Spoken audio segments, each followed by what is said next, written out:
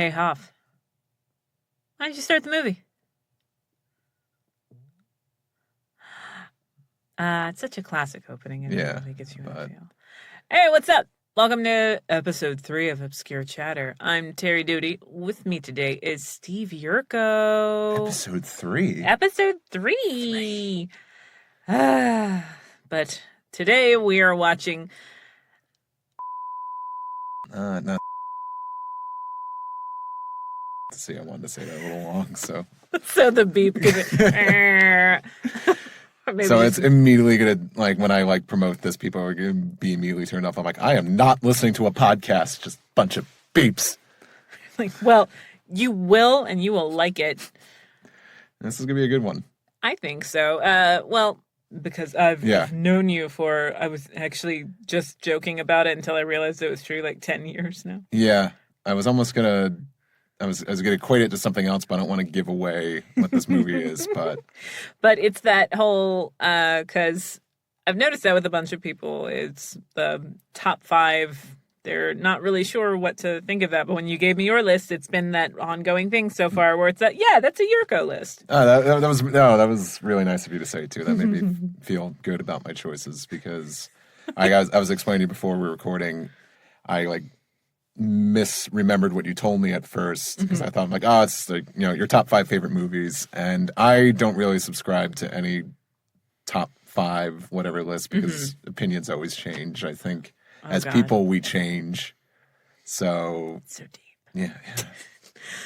I'm not going to let a list that I made when I was 27 dictate my favorites for the rest of my fucking life. Yeah. I'm like, all right, that's a little intense. I just asked you if you like. You have no idea what I've been through in the last 3 years. You don't know my fucking life. You don't know me. You don't know me just because Land Before Time resonates with me as a 37-year-old.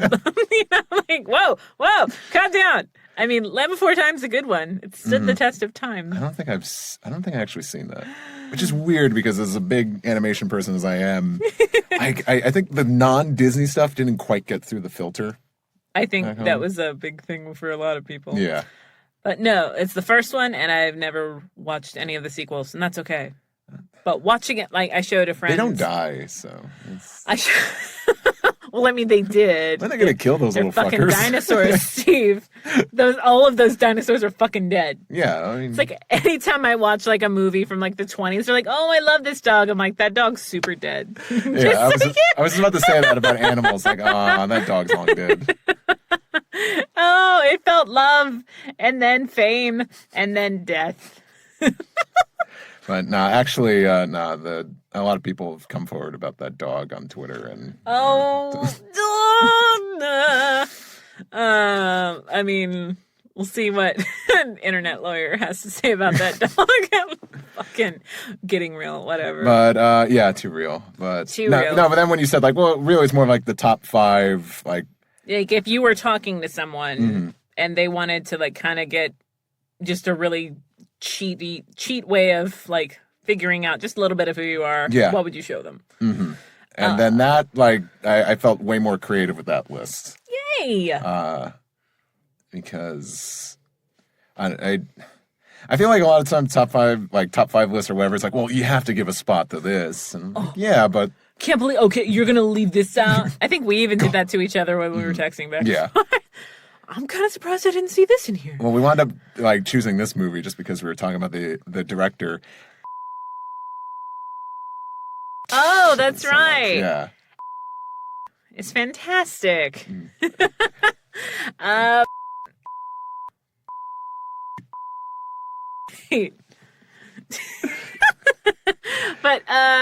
it's such a great opening. Yeah. I think I was still directing at Funimation when this came out, and no one wanted to talk about this movie with me the next day. I was super happy with this movie, and I think like it gives me the music feels a really big thing for me is music, films, and television done right. Like a big one for me is it reminds me a lot of just like those obscure bands that don't want fame and just really like, oh, I get what he's doing. It's so avant-garde or what. But this, it's fun. It reminds me a lot of these shitty people that I worked with at Guitar Center. But the is great too. Yeah, that's the thing. Like you like you mentioned the music, but like for me, like that kind of fuck, I probably just like gave it away too early. Who knows? I see, but that's when producer Terry's like, let's edit that. Yeah. You don't know, bitches. Y'all aren't bitches. Like that's the stuff I gravitate towards. But yeah, I think this is one of the best ever. Yes, that wasn't a big budget. Blah blah blah blah blah. I mean, it was unfortunately it bombed. It's considered now a sleeper hit. Yeah. The sleeper hit of 2000 something. But I remember at least like because I was still in college, so you know a lot of people I knew were excited for this film, and I sure as hell was. And I loved it. I loved it from the get-go. It's a good one. Or I think for one of my birthdays a couple years ago, my best friend made it themed. Like that's how much I love him. I've loved him since, and yeah, to a lesser degree as well. But yeah, just the intricacies. It's not for everybody, which is why when worked for a hot minute, it's like, he doesn't want to do this the way that we want this done. Like, no. But it'll be fine. Trust him.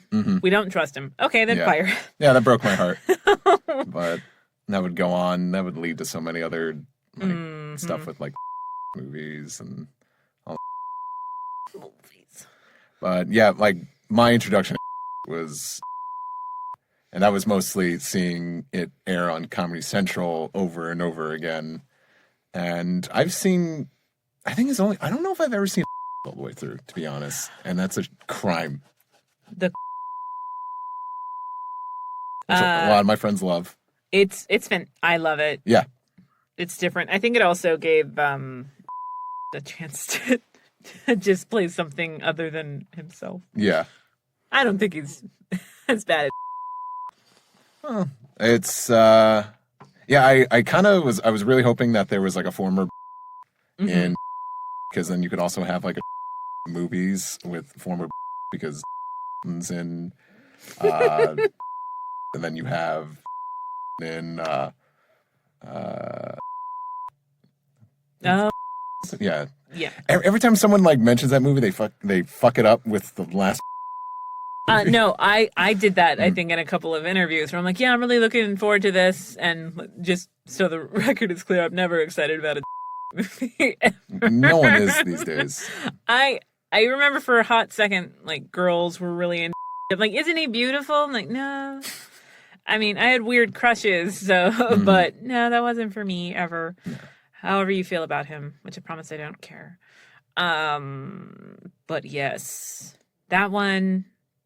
the big one, that is, it didn't age well because of one particular actor in it. But my least favorite of all the ones he's done. I dug it. Dug it. Yeah, I dug it. I think I got, and this is totally on my problem. I think I just got annoyed because, like, you know, like the opening. I believe it's like the opening where he's just walking the streets and everything's doing it in sync with the music, and I'm like, no, I used to do this with AMVs. In Windows Movie Maker with One Piece. You're copping my ideas. I'm going to have a lot of feelings about this. Please listen to the One Piece podcast. Yeah. Which we could get into that. Segue, yes. Just celebrated 10 years. Yes. Isn't that weird?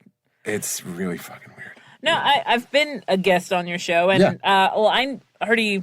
It was kind of that like grandfathered in thing where I kind of just already knew you guys through Tatum, but I'd argue Tatum knew you guys a lot better. So it's so funny that the first time we met in person, you guys were coming over to my house to record. Hi, that's me. Yeah, like, there's liquor. We're going to need that. It's just, I don't know, like, what was the initial thought was just to share your love of the show as well as the manga. Yeah. And did you ever think it would get that far? To 10 years and counting. I want to stay humble, but humble brag. Well, because I think back, because when we visited you guys and we did a guest spot on your show, like we were I think out of the majority of your guests, I think we're one of the only few non-actors, at least at the, We for that anime show, we attempted to try that, but then it just became actors are easier to book. Yeah.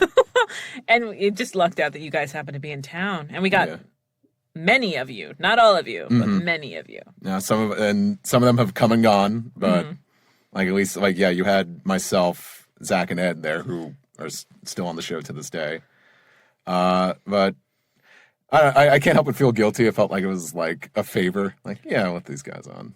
But I think that was you thought that was a favor from us? It's like, are you serious? You got us. Or maybe just like, I don't know if you want to explain, because I had to explain how like we became friends to like other people recently. I'm like, she knew a friend of ours. They were doing a show, and then like their show was on some Swedish server or something, and then Zach was like, "Be on ours." And or no, it wasn't be on ours. It's we put you on the fucking thing, please. Quit embarrassing yourself. Like throwing a towel at us. Clean yourself up, bitch. Like, oh, thank you. Well, that's Zach. Zach is he's the go-getter. He's yeah, for someone who's much shorter than me, he's very intimidating. He's not that much shorter than me. I'm like, is he? No. Yeah, he's just a mean old New York lawyer that just likes Japan a whole lot. He's truly like if we're a pirate crew, he's so the captain. He's almost just as ambitious as Luffy is in One Piece. It's admirable, really.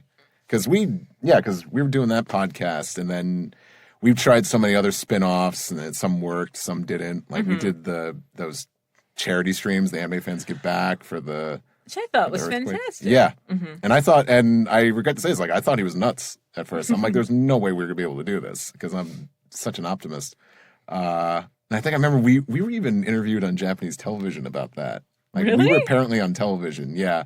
I remember being at my ex-girlfriend's at the time. I was like, yeah, we can hang out. Yeah, I love you. But is it okay if I wake up at 3 a.m. to like record over Skype to be on Japanese TV?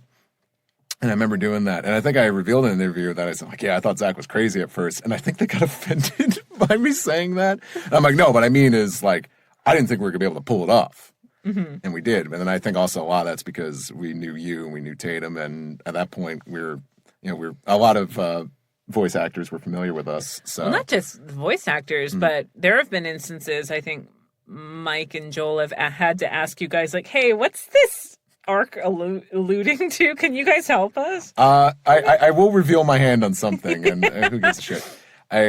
Joel did contact me one time. It's like, hey, we have this one character coming back, and you guys had contracts. It's fine.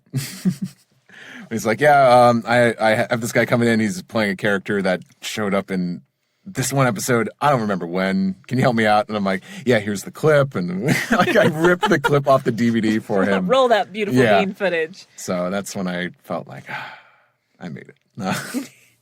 And you've gotten to be in One Piece. That's the thing. Like, ever since we become friends, and like, ever since, you gave us the pity guest spot on your podcast. Sure. Like, I grew up right before your eyes. Because, I was still in college at that point. And, then eventually we ended up on the dub of One Piece. And for me, several more times, just as background bits. Yeah, it was never pity, by the way, to clarify. It was never pity. If anything, I like, I'm kidding, as he's like cutting himself. No, I'm kidding. Oh my God, that's not funny. That's stupid. But then I lucked out, and I got a named character. Yes, which I didn't think was going to happen. I guess I'll tell the story too. Yeah, it was. I came in. Actually, funny enough, I never wanted to get a big head about it. I mean, I think as much as I'll admit, we wanted to have a guest spot like in the dub, just to like, it's just like, you know, one of those stupid bucket list things, you know, for the podcast. Oh, no, I get you. And so like when it did happen, you know, part of me was like, yeah, about damn time. But it was more like, oh, no, I was still eternally grateful for the opportunity, but I was like, it's kind of something like I always like envisioned, so it wasn't too crazy. Mm-hmm. It was more like, hey, I can't believe we're finally doing this, and ow, this hurts. So, I mean, now that you got a named character, I got to ask you, like, how do you become a voice actor? Oh, easy. Just super easy. Kiss ass. Just do a podcast. Just do a podcast. On the show that you want to be on. 10 years. 10 years. Well, you were telling me a little bit about, like, the trip. Like, what was it? Let me just like fill you in on the rest of that. Yeah. Oh God, yes. Again, yes, that yes, session. Yes. Because I was gonna be in town for a convention, and you knew because I usually like I will contact like my close friends out there. Yes. Like, hey, I'm in town. Let's hang out. You stayed with me. Yeah. Yes. And I didn't contact him. Like Joel was the one that reached out to me. It was like, hey, I hear you're in town. You want to? It's like. I think he heard that through me. Like, hey, yeah. Steve's gonna be in town. It's like, you want to do more Satan worshipers? I'm like, of course. But a part of me was just like, girl. I'm like, this is cool. But when he brought me in, he's like, yeah, I'm going to have you just do like, you know, a bunch of background stuff. And there's this one guy, man, so I'd like try out for it. And, you know, we'll see. I don't know. I'm looking around. And like, I did it. And he was like, all right, give it a try at it. I did it again. He's like, why don't we try like turning him down? Like they did some digital magic to make me slightly deeper. And he's like, they pitched you down an octave. Yeah, they pitched me down an octave. Mm-hmm. Sorry, that escaped me. And then Joel's like, yeah, I like it. You're him. And I'm like, what? And like I had a hard time believing it. Like I didn't want to like mention. Well, I couldn't mention it was him, but I was like, yeah, I'm not gonna get married to that. And how did you think you were gonna get replaced?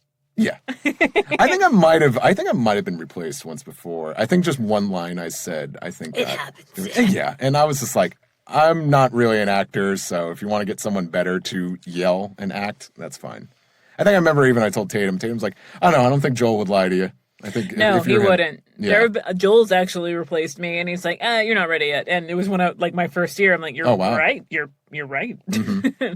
He's like, so I gave this to this person, like, hope we're cool. I'm like, yeah, we're cool. I mean, I got paid. So, but yeah, you're right. Yeah, you still get paid a little bit. Mm-hmm. But I still thought I was just going to be an additional voice, additional voices, you know, and for One Piece, at that point in those episodes, it was just a wall of text. So I think that DVD set was coming out, and I was like, oh, I should, you know, mention, hey, check out this DVD. You'll hear me as, like some characters and one in particular. And I think I went on like the One Piece wiki just to check how to spell his name. And then I'm scrolling down and then I see English voice actor Steve Yurko. And I'm like, what the fuck? And I'm like, and then I had a behind the voice actors page. And then when I checked the credits, I'm on the second page of actors listed. And I was like, oh no. Oh no, everyone's going to ask me how to be a voice actor now. No one, actually, it's really funny, like, total side note. If I'm ever talking about that anime show or bring up One Piece podcast, if I'm with women, I get asked about your single status. A lot. Really? A lot. Really? I'm like, what's Steve like? Like, is he like how I've heard him? I'm like, yeah, he's like I call you my little bro. I'm like, he's my bro. I love him. Mm-hmm. And like, is he single? Like, why? And they're like, you just see him. And they get like really, really red about it. Are you local? I don't know. I don't know. Fans. He lives in California, ladies. Sorry. I'm big Hollywood now. Oh, I guess I didn't even mention that. Yeah, we're in California right now. Yeah. It's the first time I've podcasted, like, in California. I've, like, Tatum and I, for that anime show, and Stephen, obviously. Let's never forget Stephen. Stephen is amazing. Stephen is a god. And us doing this in California has been a nice, like, hey, Stephen, you don't have enough stress. But we've done it at conventions, which is its own thing. We're like, hey, we really want people to not hear any of the askers at all. Oh, jeez. So let's make this super, super random. I remember when you guys used to have the chat room going during sessions, and I was like an honorary like moderator. At that point. Quit being garbage. Quit being garbage. Yeah, we did that. That was... and Stephen, I'm like, this guy's an asshole, right? I forgot about the chat because Stephen was the moderator. So as if him recording 3 channels and 3 very diva-like actors wasn't enough for like moderate this chat room that's going on at the same time as the episode. I forgot about that. Maybe I just blocked it out. It's funny, and like something I definitely want to mention to you, and now's a good time. Not all the time, but once in a blue moon at a con, a lot of times when people come by my table, it's because they know me through that anime show. Steve! Yes, or Steve! I'll never forget. So I can't change my name. It's like, no. You once wrote me a note, like if you had given me some fan memorabilia, you did like sign it Steve and like some gifts. friend and like turned it around and it's still like Eve. Oh my gosh. But no, people have brought that up actually the last con I was at in Missouri. Like, what? Big fan of my single that anime show. Oh, yeah. Can you sign this? Make this out to blah, blah. It's Steve Yurko single. No. Like, no, he's married to Jesus, ma'am. Steve got called ma'am today. Yes, I did. And that poor guy. Oh, God, I only told him a few hours. He said, like, is it overnight? I'm like, no. We're still out. It's not overnight. Well, it's he'll deal with it. It's night.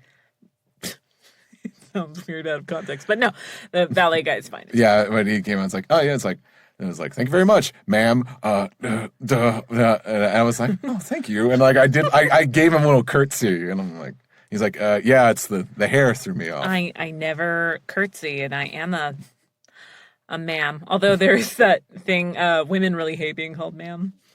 I hate being called sir.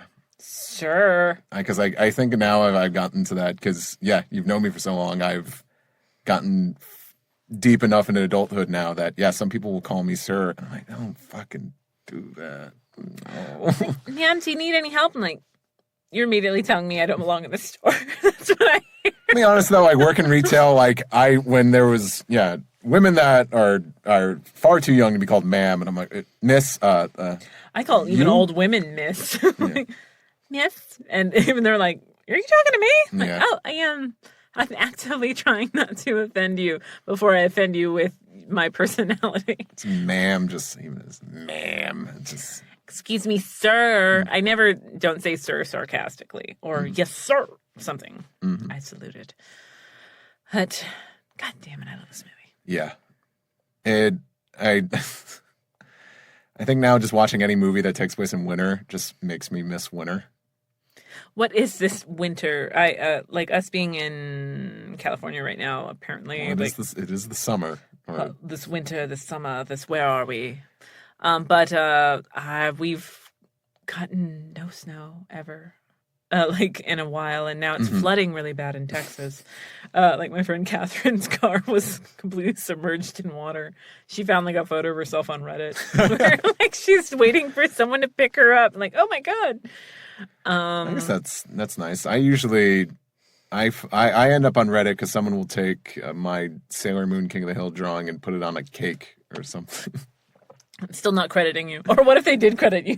Well, that happened while I was in Japan, which you asked about. We can get into that, but that's I have 2 stories about giving credit to the artist while I was gone on this trip. And and this happened like in the early days when I was still very anxious about the trip and about myself and whether I was gonna have a good time. And I think it might have happened before I left too. It showed up on a cake. I just made one tweet saying like, "Hey, ShopRite, where are my royalties?" And then I just didn't think anything of it. And then it blew up so much because other people tweet it. And then I do appreciate all the people that go out there and say, "Hey, credit the artist Steve Yurko," especially like. The week of this recording, like people are giving Elon Musk shit for refusing to credit artists. But like people do that, and oftentimes it's appreciated. I don't want people to like yell at people. Right. Like, I don't think you ever mean it like in a a negative or like a, hey, like this is messed up, attack this person kind of way. It's just a, hey, you've actually schooled me a couple times, like, hey, like tag the artist. Like even if you've given me something, like tag the artist. But that happened because so many other people like just want their own like popular Twitter post. And like before I knew it, like the wife, whoever who bought the cake, like was messaging me and was like, "Oh my God, I'm so sorry. We want to pay you for whatever. Oh my God. How about like we'll send you like the cost, like the money, the cost of the cake." And I was like, "Hey, no, don't." No. I'm like, first of all, don't like if you saw my tweet, don't judge my very like charming and sarcastic sense of humor. You're not making a profit out of this. This is something private. It was for fun. And like that one, it's really kitschy and fun. It's just a fun artwork, and clearly someone enjoyed that. Yeah, and like I enjoy that someone thought, I'll put this on a cake. This might, and to see if this makes someone like really happy or laugh. Like you're, it's not like you're selling these cakes on the streets. You got me. You'll get a cut of every cake. I mean, not a cut of every cake, like in like a cut of the cake, but you get what I'm saying. I'm not evil. Jeez, it's more like when that stuff started like appearing on T-shirts and shit. It's like, yeah, don't do that. Or like, yeah, like that's a whole other thing when it's hey, Urban Outfitters, why the fuck is my design on your shirt? Like that kind of shit. But it was just oh hey, and just a simple like, let's put that on there and give that to the bakery. It's done. Yes, I get that. I get that. And then, like, I think another instance I had was when I was leaving Japan. Like, I was mid-flight because I had a layover in Portland. So I am miserable because I can't sleep on planes. And I was so tired my body tried to, but couldn't really. And I'm also already missing Japan so much. And some child took one of my drawings and redrew it for themselves. And then another child attacked that child for doing that, and they're tagging me and everything. So they're arguing, and then they both started DMing me, trying to explain themselves. And everything was, like, resolved before I even had a chance to give a shit. So I just didn't give a shit. But, I don't know. I could tell there was, like, a young artist, and I'm like, I don't know. It's like, when you're young, you draw, like, from reference. You redraw things all the time. Yeah. It's fine. Like, you redraw my thing. Like, that's cool. And they haphazardly, like, credit me. It's like, yeah, some guy, Steve Yurko, drew it. And I'm like, you can tag me, even though you have, like, a mere speck of the amount of followers that I do. But not to turn that into a pissing contest, because that's frustrating. But I don't know. There's times when you attack people for not crediting artists or stealing art, and there's times when you just let it be. You just let it be. I mean, that I think people in the respect of voice acting, I think people sometimes think that we really hate like fan dubbers. I'm like, but that's a way for people to practice. Yeah. As long as they're watching how they're sharing that content and, like, maybe even, you do have to put that disclaimer or whatever. But it's like, there's one thing of like, here's how I started, blah, blah, blah, blah, blah. But it's another thing to be like, all right, it's not a fan dub. You're imitating my voice. Do your own thing. Yeah. But that's a whole thing. And imitating's a big thing. Like whenever I'm trying out a new voice or something like that, if it's an accent, I'm going to find a native speaker that does that and try to emulate that and then go from there. So it's vocal tracing, I guess. But I've seen that. I've seen the thing. I don't remember if it happened to you, but it happened to my friend Amelie, where she did this Beauty and the Beast thing, and then this company was starting to sell it on cell phone cases and all that, and it was like, all right, that's not cool. No. Because these artists, it's a labor of love, yes, but when stuff is getting sold and it's their artwork, it's kind of fucked. Kind of super fucked. But as you mentioned, like with fan dubbers too, I think it's like media's changed so much. I mean, that's like such a stupid statement. Just in the 10 years we've known each other. Oh my God. And I think it's fair to say like there's other outlets of kind of breaking into business because now like so much has changed, because when you knew me, I was in college trying to be a comic book artist. And now you're talking to me. I'm currently a storyboard artist in animation. And I think my route getting there was very unconventional. So I would tend to think like getting into acting, there's different ways, but... Or like, yeah, like put 5 people together. They probably all got into it different ways. Or like Tatum. I love telling Tatum's story because he just kind of got like tricked into it. Yeah. Or me, it's like, oh, well, like what got you into it? And like, I acted for about 10 years before that, doing This Is This. And like, right on. I think the shittiest way that I did it was a couple months ago. Electrician was in my house. We were getting some rewiring done, and it's like, so what do you guys do? Because he saw all of our like equipment, and it's like, well, we do voiceover. I'm a voice actor, and my husband's a producer. Da, da, da, da. And he went, I've always wanted to get into voice acting. How would I get into that? And I went, how would I rewire this house? And he went, oh, you'd have to get trained on that. I see what you're doing. I'm like, yeah. I mean, you don't necessarily have to get trained. There is blind luck. Yeah. It's frustrating, especially whenever, like, it's like, how the hell did they just get in here? And you find out they're amazing. You're like, I can't even be fucking mad. I'm mad that I can't be fucking mad. Fuck this guy. I mean, he's brilliant, and I'm probably going to cast him. But I mean, as long as the passion's there and... The passion. And there's no entitlement, but I think there's no right or wrong way of going about things, but there should be some guidance, and there should be the educational and there are definitely wrong ways. Yeah. There are definitely wrong Me. So before talking about, like, motherfucker got to be in One Piece just because he was in town. He was... Okay, but yeah. I proved myself, though. You did prove yourself. But there's also, like, there are people that it's like, oh, hey, I'm going to, flirt with this guy. And I was at a bar. This girl was trying to flirt with a friend of mine. And I'm like, sweetie, are you really about to try to fuck someone for voiceover work? Please don't do that. She's like, well, no. And I'm like, no, don't do that, please. Please don't do that. That's the wrong way. Yeah. Don't ever do it for anything other than maybe you just want to have sex with that person. Yeah. Which is the number one reason. Number one reason. I would very much like to sex you. Cool. That was a joke we came up with tonight. like making sex. I would like to make sex with you. Would you like to make sex with me? We were not saying that to each other, just for clarification. That's my brother. That's gross. Actually, I think we kept making just like distracting Stephen while he was driving. Trying to get to the studio that we are currently recording. Like, one of my fondest memories being in a car with you guys, maybe it was a few years back. I don't know why. I think just nothing was said for a few seconds, and then I just blurted something, and it was loud enough for you to go like, Jesus! I was hiding in the back seat of your car. Yeah, this. Okay. Like, yeah. I forget what it was. I think we're going out to get shakes or something. Just the fucking hell. I just always think of that, and that's when I think of my friendship with you guys, that's what I think of.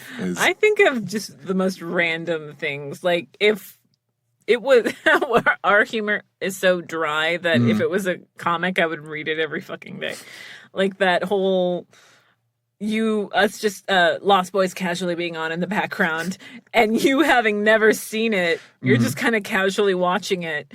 And then there's a scene where, the Coreys meet for the first time. It's like, I'm actually looking for a Batman, da-da-da-da-da. And like, this is a movie about vampires and all this stuff. And Steve's suspension of disbelief is, no one reads fucking Batman, you piece of shit.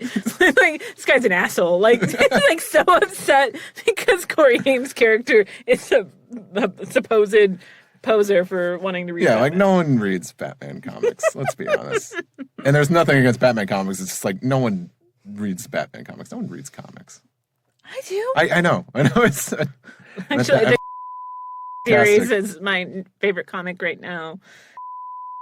Oh yeah, love it. I haven't read it, but it's not for everybody. No. It's like Yeah, I was just about to regurgitate exactly what you just said. So one of these days I'll get to it. What are you reading now? Or do you, like, that's the thing, like, it's your big, like, you're an illustrator. Yeah. Do you have time? I honestly, I say I don't. I bet I could if I tried, but I don't.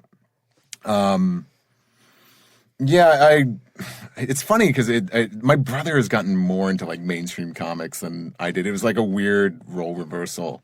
Like he got very into Marvel comics over the last few years, and like he's just taken some of my comics I left back in New York, and I'm like, yeah, cool, whatever. I One Piece, like One Piece is the always constant. That's the thing. I'm caught up, so all I have to do is just read a chapter a week. Like done. Like I do read, I do read some manga, and occasionally, I think when it comes to like Western comics, or there's anything not manga, I just like the manga format more. I like graphic novels. Like, again, I like a lot of shonen, but if stuff is like only like 9 volumes long, I'm like, cool. I could wrap my head around that. But a lot of mainstream comics just keep going, and then eventually it's exhausting. Yeah, you feel like no matter where you start, you're behind. Mm-hmm. And then, like, yeah, if it's not a brand new series, it's something you have hundreds of issues like beforehand. But writers change, artists change, and then like you change and you stop caring. Like I know there's probably been some like Western comics I've read recently, but like nothing have come to mind. But I've just been I've just been reading more. Like I'm like always reading manga because it's just like, oh, I need volume 5 next, and it's so easy to find, and that's not like, which story arc is this and what issues did this cover? Was there a crossover event at the time? But I really enjoyed this comic series. I forget what initially, I don't know what got me to buy the first volume. I think I would just see it a lot in Barnes & Noble all the time. Like it was like a constant. And I forget if the movie might have been announced at this point. So I was interested enough. I'm like, let me check out the first volume, and just immediately hooked. Like it was such like a different way of storytelling. And at the time it was really tapping into that like nostalgia for like old like video games and just bands. And I think it was before like nostalgia really took over media as we know it today. Yes. There's it's nostalgia ad nauseum. Yeah. That's basically what it is. I actually got into the comic after the movie. Okay. And it was kind of cool to see how they incorporated or like combined characters. All right, we don't need this one here. Some characters are incredibly improved upon, and even the creator of the comic has admitted to it. I think that's the thing about a lot of adaptations, that it's really hard. Like a book series that I love because I'm a avid reader, is I love the All Souls trilogy by Deborah Harkness, but Discovery of Witches just came out a few months ago in the States, and it had been, in England for almost a year before. We're like, hey, we get this series finally. And it was hard because I was a big fan. I'm like, I'm not pirating this goddamn series that I'm writing. And Sundance and Shudder got it. But watching it, I was watching it with Steven, and there would be points I'm like, wait, what are they doing there? I don't remember this character. But then for the author to basically be like, there are just things that have to change the second it's off the page. There are just things you just have to admit to that. Yeah.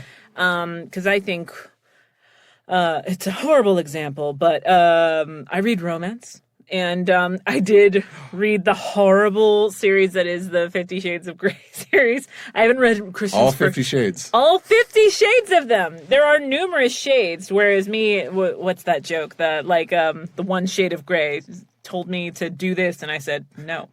And the end. But the author and the production houses, they were so about the. Stephen loves clapping. Sorry, that was me, buddy. I see him being like, what the fuck? That it made... These mics are really good, by the way. It made what was already... I know, you can... I feel... Can't hear the pants. Can't do anything. And we're in, like, really comfy chairs, too, so I'm like, please be chill, chair. But what made already I remember talking with like friends, they're like, oh, you're into like dirty books. I'm like, I'm into just books, whatever. And like, isn't this like, oh my God, it's just so like, I don't want to give you guys too much about my life, but I don't understand why this book is a big deal. And so I did watch the movies. I'm watching it ironically. I'm like, no, I really want to see what they did with this, because these actors are actually good actors. I just want to see what the hell happened. Yeah. And it was, you could tell, because I had read the books, like how just disjointed and how forced it all felt, because it's like, this is exactly how this happens in the book, so this is how it will happen. Like, no, there's got to be room for collaboration there. I mean, this is the same thing even with dubbing, where it's like, that's not what the Seiyu did. I'm like, no, but they're two separate entities. I don't think a Seiyu would feel very honored for me to be like, yes, I tried to do it exactly like you did. Like the translation and adaptation get blurred by too many people, those two concepts. And I think every now and then, you know, we get like a live action adaptation of something, and we have the impending One Piece one coming up. But what? Yeah, there's a One Piece one. I didn't know that. Yeah, a TV series, like a Netflix series. Yeah, well, not much is known, but yeah, like people are pensive about that, because anytime like a trailer for something comes up, people are like, oh God, I can't believe they changed this or that. Like, it's like, you know, like people complain, and I think, yeah, some things get left on the cutting room floor that I think shouldn't. But I realized that people complaining about adaptations is fucking stupid. When I was in a comic shop years ago, and I think this was like maybe like a few years after this movie came out, and I know you're not a fan of it, and I don't know, like it doesn't necessarily matter, but the Watchmen movie. I actually rewatched it. I hate it less now. You know what? A podcast I like listening to, they just did like a review of it, and they like unironically like enjoy that movie, and just like there's it sounds so fucking preachy. Fucking negativity gets you farther, just in terms of attention and hits these days. Yeah, but past few months have definitely showcased that. And especially like with like content creators on YouTube and all that. But I don't follow a ton, but some of the ones I actually really do appreciate are the ones that just put out just positive shit. And I don't mean just like, hey everybody, let's all like each other. No, they'll make videos about something they really like. Cinema Wins is a lot of fun. Yeah? Because fuck CinemaSins. I thought I dug on CinemaSins, but then it just became like, you know, no movie is without sin. And for some reason, it just kind of turned on me. And Cinema Wins, even when he doesn't like a movie, he's looking for the positive aspects. Yeah. It's fun. I think I get way more out of someone telling me everything they like about something than someone telling me everything they hate about something. Because you know what? Fucking like listing 5 things you like about like something you like I think is so much fucking harder than bitching about like anything. I mean, that's another reason that one of the reasons that we took away, you know, that we are taking away this is so it minimizes that bullshit. Yeah. It minimizes the like, oh, I can't believe we're talking about this movie. Like they like this movie. This is stupid. Or like, I thought you were a film major. I'm like, yeah. If you want to talk about like film, like The Room's a film, calm down. But no, I forget what it was. I've got a bunch of the streaming services, and it happened. And Watchmen, the director's cut and the original, both happen to be on Amazon Prime, and it reminded me. I'm like, oh, who did I see this with? It was Tatum and Joshua, and Bevins and Clarine, and we were like 6 of the 8 people in that theater, which should have been an indication that like nobody liked this film. I guess I already went into it with some hype, having read a little bit of the comics, but not enough that I felt I would be like, well, what is this? But I'd say as an actor that I saw that even the actors felt, because Matthew Good, who's in A Discovery of Witches, he was Osmandius. Okay. And there was a point where he actually said, or he got asked while promoting Discovery of Witches, like, well, there's a new show, Watchmen, coming out. Would you ever consider going back to it? He went, I was too young for it when I was cast in that role, I would barely be the age that he needs to be now. I would never do that again. And really? I'm like, whoa, wow. I mean, like, right on. I respect that. I did feel like people were way too young. But at the same time, I mean, there was some great, the age makeup. You're like, it's weird. This should have just been an older character. Exactly. That Nixon nose. Jeez. No, I thank you for bringing back the Watchmen because I totally forgot what I was even talking about. There's a certain part in the comic, and I've read the comic. I love the comic. Yeah. There's a scene, and I want to talk vaguely about it because I don't want to spoil it for people that haven't read the comic. I'm so anti-spoiler, even for something that's like 30 years old. A certain character is killed off. Mm-hmm. Really, it's unnecessary. It feels very cruel. It's what's his name? The writer, beardy man. Beardy man, Von Beard. Someone's yelling at me for not remembering the writer of Watchmen. That's okay. Alan Moore. Yeah. Alan Moore. I felt like it was Alan Moore being Alan Moore for the sake of Alan Moore. Alan Moore's a lot. Alan Moore. Alan Moore. Alan Moore. Nevermore. I don't know if we're going to bleep him out, but if we do, that's good. Alan Moore's a lot. And I thought it was really cruel and didn't really lend to the story at all. Mm-hmm. And I was in this comic store and I was hearing like maybe just an employee and a patron just talk about this. And when someone told me like, yeah, they didn't include that scene in the movie. They didn't? That is like so fucking important. That movie's fucking stupid. And I just want to be like, no, it fucking isn't. Like, you fucking edgy fucking want, like, everyone should die because everyone's unhappy, like you. A film. Oh, Jesus. I'm sorry. No, it's funny. A film has how many people, like, during the pre-production process going like, all right, is this worth a fucking thing? Or mm-hmm. How many different rewrites till it gets to that point? And even then, when we're on shooting day, like, hey, this sounds more natural to me. Yeah. The writer jerking me and be like, that's not what's on the page, you mother. But then I'm like, as an actor, I'm like, I get it. Mm-hmm. What's more natural to you? Mm-hmm. To say this? Let's say this. Yeah, let's read this speech bubble word for word from the comic. That's the problem with that movie. It's not good enough. It's what is it? For Your Consideration, a Christopher Guest movie where they keep changing what the movie is supposed to be, and to the point where the writers are like, "Hey, I'm just saying, like, I get these edits, I do, but just you don't want to throw the baby out with the bathwater because then you'll have a wet, critically injured baby, and who wants that?" But it tickles me every time. I think I'm the only one that likes that movie. I think I've heard of it. Like, I was just thinking of like if I ever saw it and I haven't. Catherine O'Hara. Who doesn't love Catherine O'Hara? I'll add it to the list. She's amazing. We're also talking over one of my favorite parts in this whole movie. To talk about this movie just briefly. I love this man. Like, this was a year before he was Habitata. He was habit of the self-edit, but I remember him from... Me too.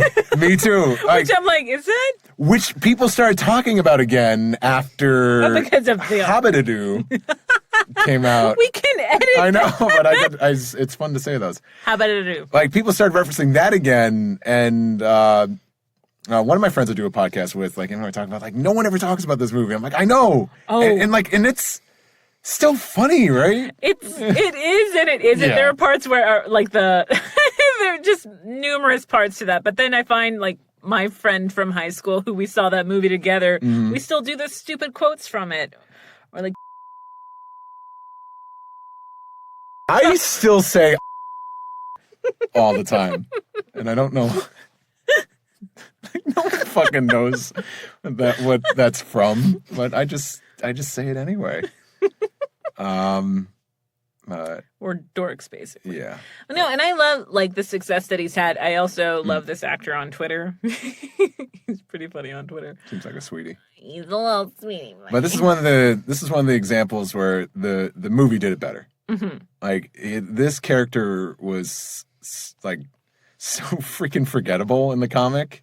And yeah, the creator even said like, oh yeah, they did a much better job than I ever did with him. So, well, I think that's a lot. Like, it's to the actor and to the other people involved, especially, and you know, the actor, the haberdasher, and God, please don't let that become somehow the actual new edit sound. But is when you're given just a tiny little thing, sometimes whenever you start doing these tiny little things, it's like, dude, why do you keep doing that? I'm like, I don't know, I've got one line, I'm going to make the most of it. You know? Or I've been rewatching Key and Peele, and they were talking about. Always think of you when I Megan is my favorite. When the last times we hung out, like we spent the majority of that day just watching clips. But there was this, you know, because Jordan used to do a really good Obama. Yeah. And they were talking about, in, you know, one of the in-betweens, how they had this extra that, you know, as Obama's walking down, he's supposed to just kind of say something, and Obama's supposed to shake his hand, but he was so nervous that he goes, and that they actually figured out that he was trying to say, hey, what's up, Obama, baby? But it became this that it actually inspired another sketch about these two working. Yeah, the zombie one. Yeah, okay. But that's what that came from.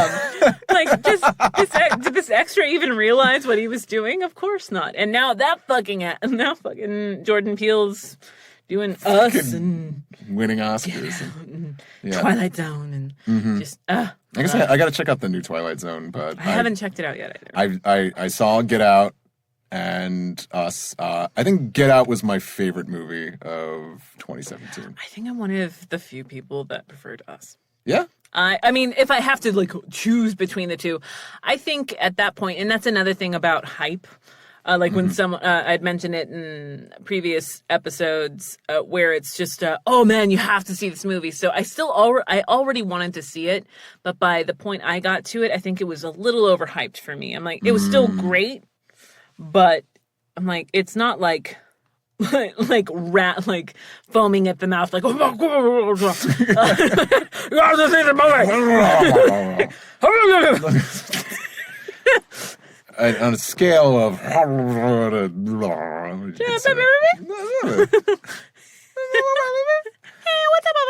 it's funny, my showrunner at the time was telling me the same thing. It's like, I don't know, don't go in too overhyped, it's fine, but I still wound up really enjoying it. No, Get Out is fantastic. Us, Stephen had a panic attack, and then my friend he left. I think he couldn't deal with it. It was too much for him. Who, Steven? Okay. And for a couple of other people, and like my best friend, she's like, no, it has to do with doppelgangers. Like, doppelganger stuff like freaks me out. Wow. I'm like, but no, I loved it. And I mean, who's the actor that plays like the husband and he's in Black Panther? Oh my gosh, he's fantastic. What is his name? So good. I always forget his name. I feel like shit, but I know him throughout that entire movie. That's just me getting through life. Like the way same height. Yeah, basically. Just him dealing with just murderous like doppelgangers and just like with a big sigh. No. Oh, come on. I'm like, yeah, that's me. That's me getting up in the morning. Stephen and I kept making fun of the white couple, like Elizabeth Moss and what's his face, like hey, how's it going? Like, I just want him to fucking die. Like, and then like, oh, well, cool, you're gonna get your wish here in a minute, babe. Spoilers, I guess. You're listening to this. You're listening to this at your own risk. About movies? Yeah. Another actor or actress, like that's already a huge deal. But I had remembered her from this horrible character and I thought she was hilarious. Great in this. Totally like overacting. But I think like this character, I mean, for the sake of the runtime has changed a little bit. But I've because like she's totally like an antagonist. I perceived, of course, in the comic and in the movie, but then the comic deals a lot with selective memory. Yes. And I could really relate to that because I think oftentimes, I don't know, I did listen to your first episode and yeah, you've had some shitty exes and I'm sure they were shitty. Like I've had my few relationships. I've had some breakups, and I thought like, oh yeah, she was a bitch and all that. And then years later, I'll just be sitting there thinking like, oh no, I was an asshole. Oh no, yeah, definitely. There have been people that I've dated. I'm like, oh yeah, no, I was the dick in that. Yeah. And talking about, which he still didn't hear his name. It's not a great name, but it's no, we definitely should have like never been together. It's those personality types, and I'm sure if he ever wants to talk about me, which why would he? It would just be like she's a horrible person, and you know, a couple trolls on Twitter would probably agree with them. Yeah, but they're blocked, so it doesn't fucking matter. Fuck 'em. But like the movie doesn't necessarily deal with that. So like I really appreciate like the whole comic arc of that, because like this main character is all about kind of learning like, hey, you've gone about some things the wrong way and you need to own up to it. And you have to work on yourself. Like it's reflective of the age he is too. Oh yeah, because I think I was roughly the same age as like most of these characters when this came out. So I thought like, like people are evil. Not me. Nothing. I have never done anything bad ever. No. Or I apologize and then everything was fine afterwards. Nah, and that's not how life goes. Sometimes. No. Or like, so if I apologize for this, you're never going to bring it up if we ever have a fight again. Like, no. And that don't happen. But just talking about like actors in this movie, here's like another one. This is such a good cast of younger actors at the time. And they carry this movie. Like there are some like cameos, like, you know, one we just saw like earlier, but like it's really like the main characters are, I don't want to say unknowns, but not necessarily household names. Working actors. Yeah. And they kick ass in this movie. Like I really think everyone does like an amazing job. And honestly, I think they just bring new life in these characters, I think, better than the comic ever did. Well, that's the thing. Like, even when, or like, again, I'm using Discovery of Witches as an example. When my best friend knows that I'm obsessed with that series, so she sent me a teaser photo of who is going to be Diane and Matthew, and I went, boo! Boo! Because I knew Matthew Good very, very well, and what I had seen Teresa Palmer in, I wasn't a fan. But then I saw this, I'm like, oh, I'm a dick. Like, because they're great. This is the 50 Shades. Yeah. I'm like, oh. Stuff. No, not that. 50 Shades, it's just. I don't know. I'm trying to keep track of. No. All these actors, I don't know. No. That would be Jamie Dornan and Dakota Fanning. That's Dakota Fanning? Yeah. Oh. No, that's Dakota Fanning. I'm totally ridiculous. No, what was it? It's Dakota Johnson. Okay, I would have believed you too. There are two white bitches named Dakota. Fuck me. Shit. I would have gone to work next day. I'm like, you know Dakota Fanning was in those 50 Shades movies? No, I'm like just put like wrong information in the podcast to make sure people are still fucking listening. Like, hey, that's not. I've done that before. That was a really big thing. Sometimes when you just spent like hours mixing an episode and you upload it, and they're like, hey, by the way, that's not Judy Blume. That's Beverly Cleary.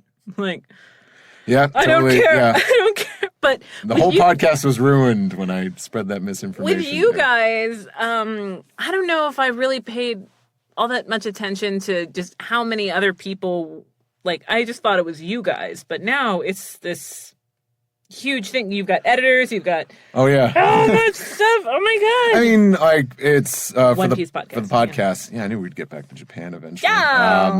So did I. For the most part, we have 4 hosts. It's really it's Zach and Ed who are the constant. I became a constant because I was always available. And then Alex, like we're the 4 hosts. I think, and like other just important individuals, like the translator for the English version of the One Piece manga, Stephen Paul, is a huge part of our show. And he's on, he's usually on most of the time, and he's there to be like, okay, let me explain this adaptation or like this reference here, because there's still like so much, like with One Piece being as broad as it is, being about pirates, there's still so many little cultural Japanese things in there that it's like, okay, let me explain this character's name is this in Japanese, so I changed it to this so you get the pun, and he's such an integral part of that. But we have like so many like interchangeable guests and contributors. And then, of course, we have, like, the website where, you know, we try to keep it updated with news and articles. Dude, it's insane. Yeah. And so I'm sure, like, I think you weren't the first person to be, like, really confused when we posted, like, photos like, hey, and it's like, it's like, here's a nice, like, podcast photo, and it's like. Oh, I'm never like, who the fuck are these? Yeah, it's like 10 people. But it's like just thinking about, like, oh, it's just a simple little thing. But with you guys, it's become this whole thing, like this giant thing, which is really, really fucking cool. I still don't think we're that big because... well, good. Yeah, good, yeah. Good. But it's like, oh, like, not everyone knows about us, and then again, fandom's huge, and... It's amazing how humble I am. Yeah. I'm so modest. I'm handsome. Modesty is but it's... I came clean about this on one of our episodes, is...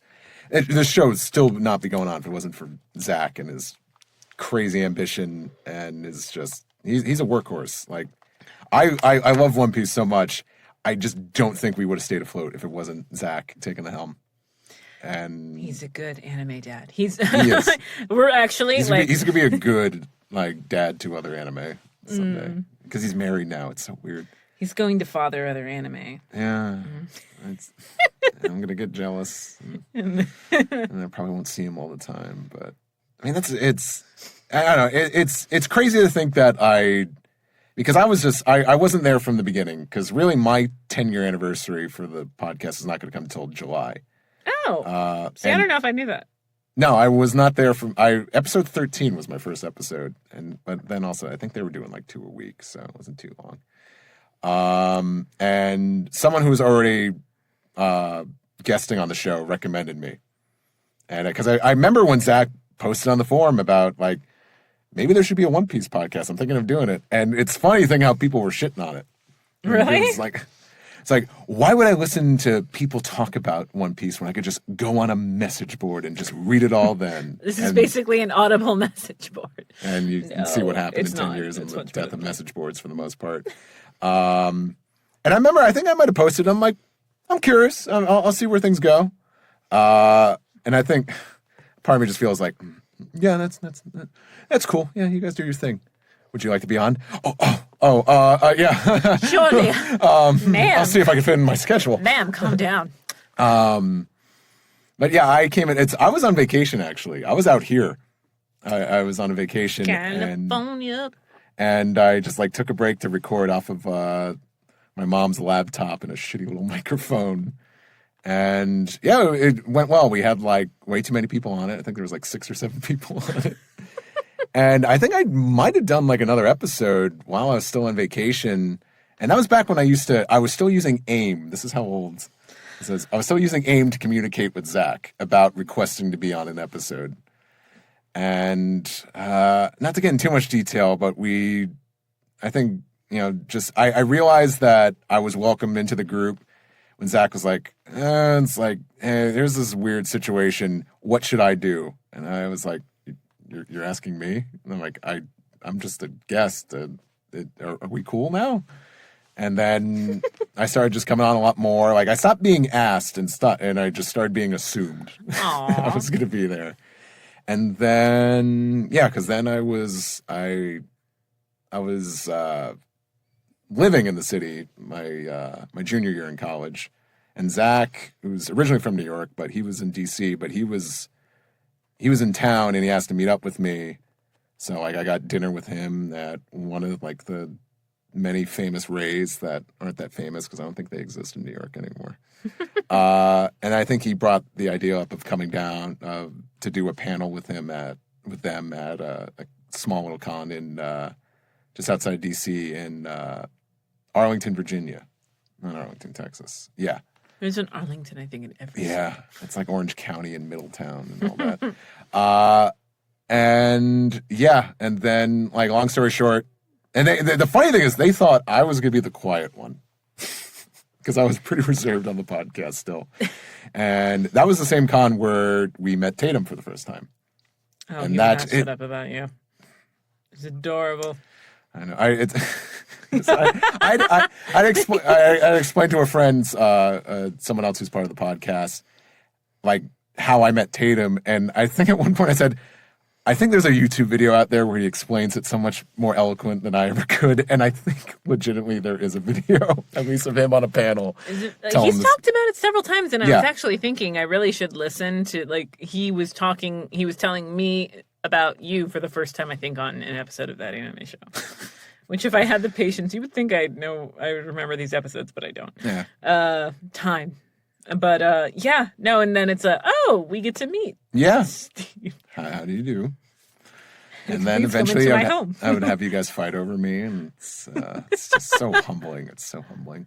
I forget what it's. Yeah, but that was eventually how I came into the fold. And honestly, we're all just a bunch of shy, awkward nerds. And I remember when it was hard, like after, because I had met Tatum like on an autograph line, and then it was such a small enough con. We're just hanging out in the dealer's hall just in front of the Funimation booth, because what else could we do other than try to just make it seem like we have a presence? And he was just there. He was just hanging out. I was like, you want me to introduce him to you guys? And they're like, looking down on the floor. And I'm like, come on, let me introduce you to him. And then like next thing you know, we talked to him for like an hour. And then it was like, come on our show. And then I remember Zach kept asking me, when are we going to have Tatum on the show? I was like, I don't know. He seems like, a busy guy. Let him be for a little bit. Let's like give him some room to breathe. We just saw him like 3 weeks ago. And then Tatum eventually. You don't want to look too eager. And then Tatum eventually messaged me. He's like, hey, we can do the show because I want to do it. And I'm like, okay. And he was like only like the second interview we ever had on the show. And then he set the bar because it became a lot more casual than just let's prepare a list and keep this as uninteresting and like non-human as possible. Sorry, words fail me. What the hell are we talking about? Me? The world. But enough about. I almost did a Tatum. But enough about you. But enough about me. Let's talk about you. What do you think of me? But it feels weird knowing that this podcast is now like been 1/3 of my life. I'm like, wait. Oh yeah, that's right. You just turned 30. See, it's easy math for me because I do not know how to mathematize. So it's like if I did it for 10 years and I've been alive for 3 of those, that means 1/3. Sorry, I'm talking to a water bottle and a microphone. Sorry. Or Stephen and I celebrated 10 years being married. That's right. Yeah, and it's 2009, just this magical year. What a magical, magical year. But no, you just don't, I guess, think about time. That's a funny thing now. Like if you have been doing anything for over 5 years, it's just like, how do you stay with it? How do you? Or for couples, they're like, oh my God, you guys must really get along. It's like, no, like any relationship that's worth a fuck, there's going to be moments you're like, God damn it. Yeah. And with a working relationship, like I've mentioned it before, and Tatum and I talked about this in detail, like over drinks forever ago, where it's like, and Stephen was there, but of course we would not let Stephen talk. Where it's just this, we could have kept the show going for really long time, but then I see like what you guys did. I'm like you guys have this beautiful like base to go through and all of this, whereas I think we really could have kept going forever, but there's that magic. You also like when you love a show, you're like, I love the show Supernatural, and they announced that the next season, their 15th season, is going to be their last season, and some people would argue like that's 10 seasons a little late. But I mean, I love them all. Yeah. But you just don't know.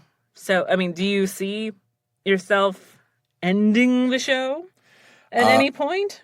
It's, I mean, I might be talking about this publicly for the first time, but I think at one point, like Zach was always like willing, if there was like worthy suitor to like take the helm, like literally take the straw hat, he would have passed it on because, you know, we're all adults and we all like, you know, as we're humaning. Yeah, as we grow to realize like we have responsibilities.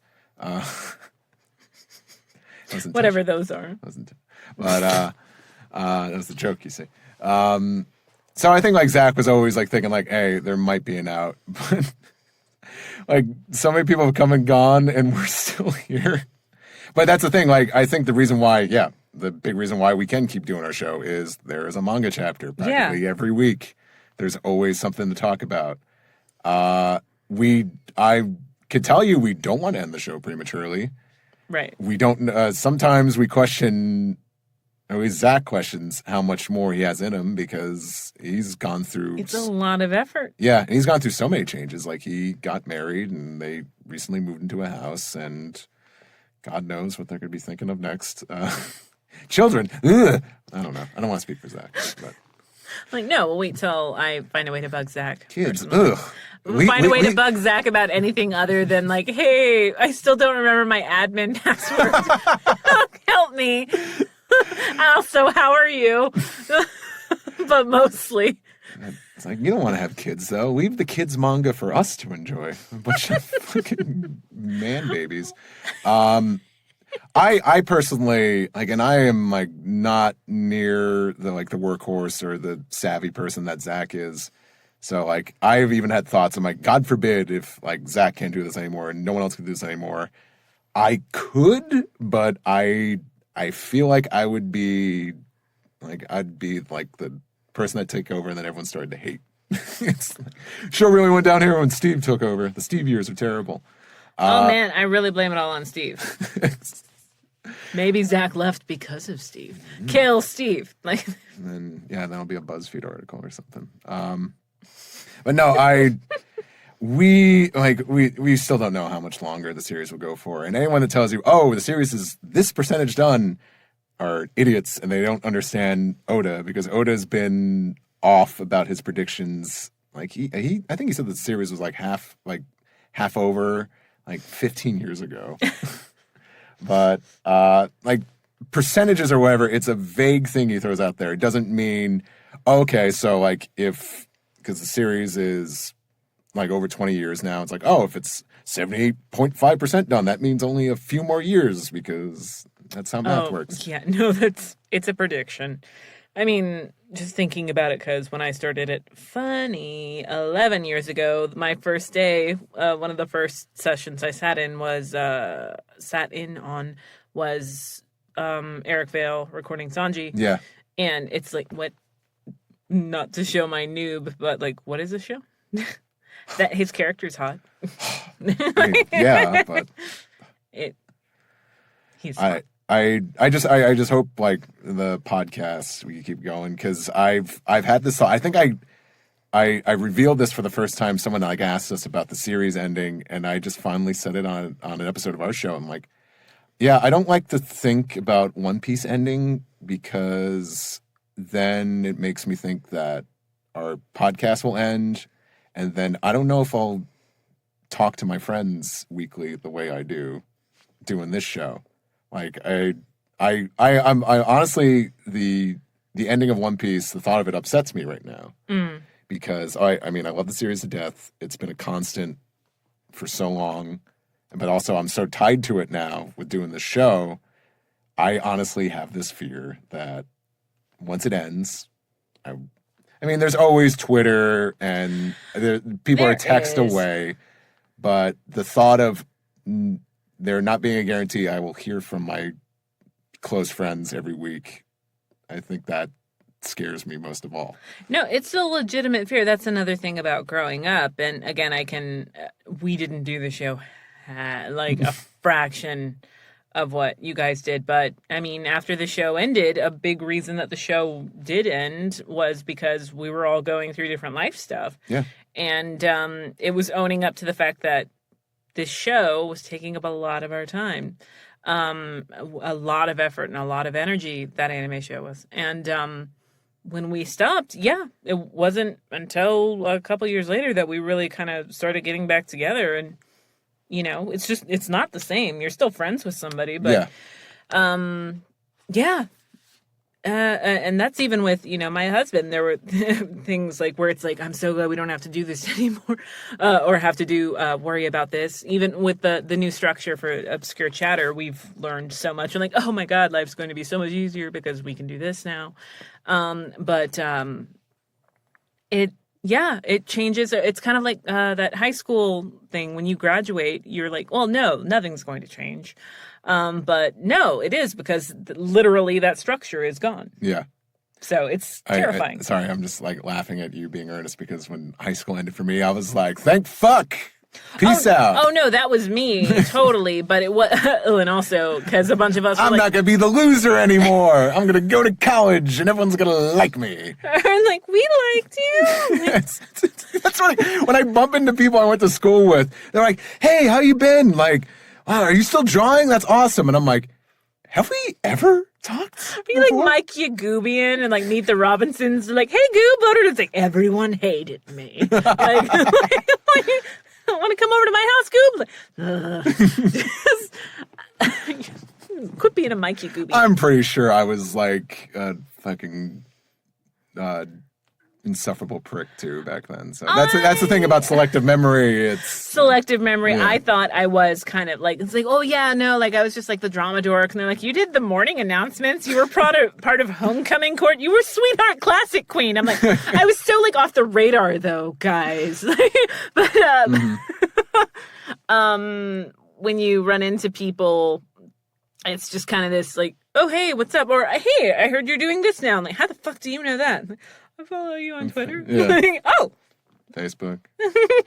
No, luckily I got rid of Facebook. I say luckily. Yeah. I miss talking to certain people that, you can only really talk to through Facebook. But it just got insane with some fan crap that it just wasn't worth it. As well as new regulations affecting like Stephen's hunting stuff. Like Facebook's gotten really weird about their regulations for photos. Like he couldn't sell like a scope for hunting, which we cover in episode 2.